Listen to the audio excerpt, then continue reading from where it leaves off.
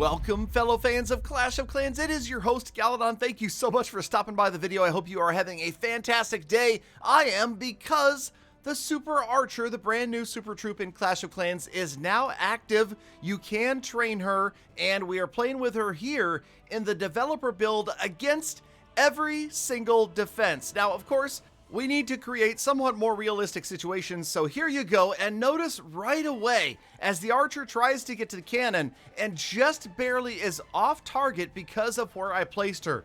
So yes, it is going to be very sensitive as to where you place the archer, and there are many things in life where if you make a very small mistake, it just won't work. Like using code Galadon. You have to spell my name correctly, otherwise it doesn't work. Come on, that was an A+ segue right there. Yes, so if you get a chance to use code Galadon, I love you guys for it.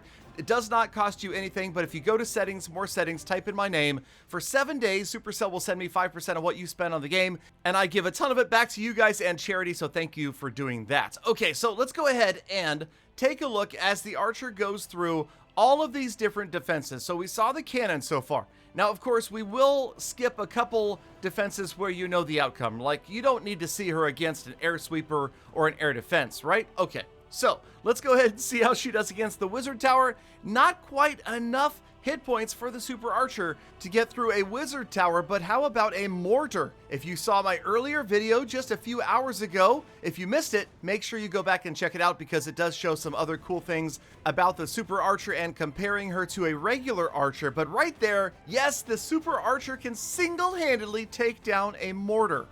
What about an archer tower though? You know, that's archer versus archer right here. And you'll notice again, she is able to get that damage from a distance. But what do you think when she moves in? Will she have the hit points? Will the archer tower take her down in time? No, it cannot. The archer, well, okay.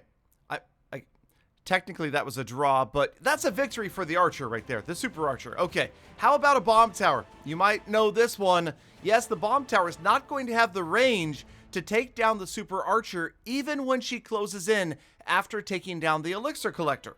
Now, of course, if you realize had I put a gold storage or an elixir storage on the outside, every single one of these confrontations would be different.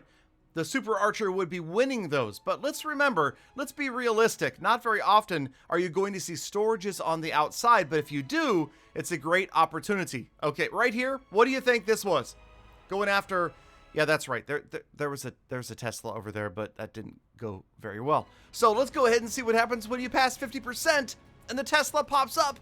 And then the Super Archer goes to work again. Very sensitive as to where you place her. The angle of attack is going to be critical, and a tiny error can lead to disaster for Ms. Super Archer. Expo, okay, really, you know what's about to happen right here. No question, no contest, and the Expo set to ground or ground and air is going to annihilate a singular Super Archer, and it's not likely that you're going to spend, say, 60 housing space to take down an Expo. But if you did, you could with Super Archers.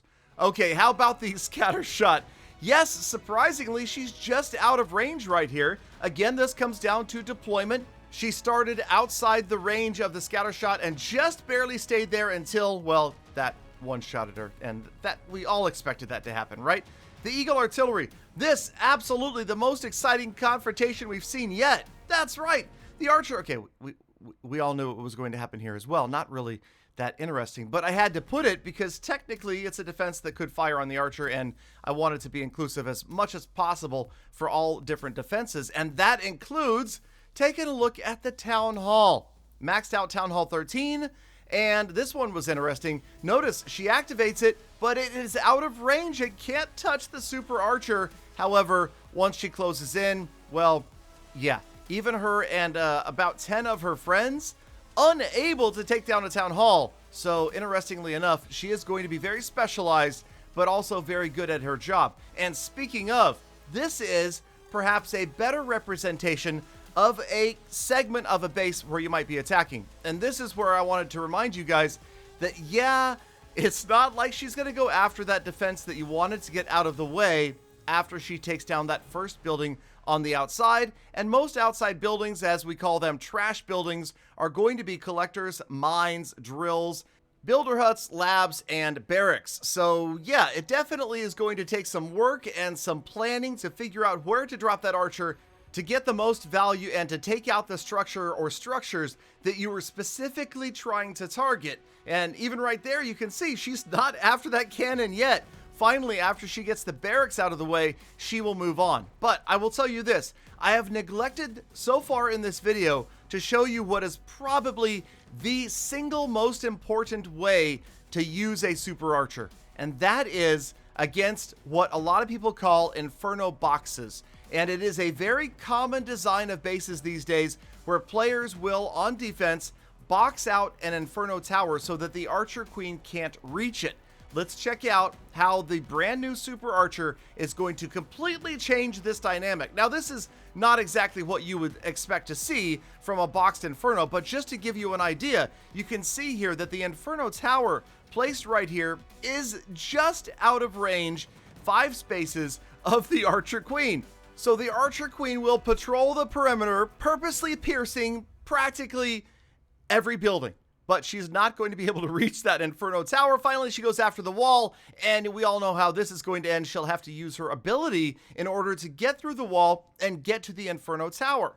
So yes, this is a very common defensive design, and the super archer is the answer. Placed just out of range of the inferno tower, she will destroy that inferno tower before she moves on because the gold mine has more hit points. And also notice that she's damaging the walls. I thought that was kind of an interesting thing right there.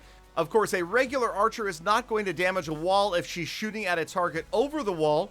The super archer, however, will, which, you know, it doesn't do much damage to the wall itself, but it could make a difference in the long run. Here, she's going to continue after the builder huts, and again, striking 2 builder huts at the same time.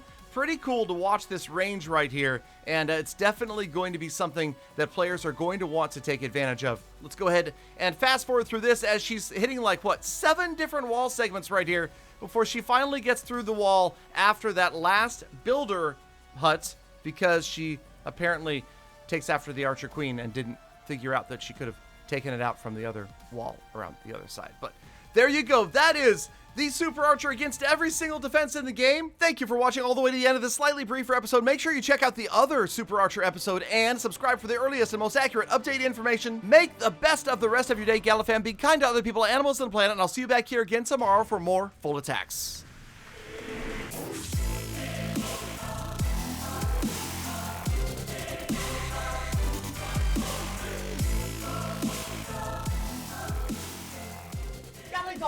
Galadon, that's not what you usually say. I don't know what to do.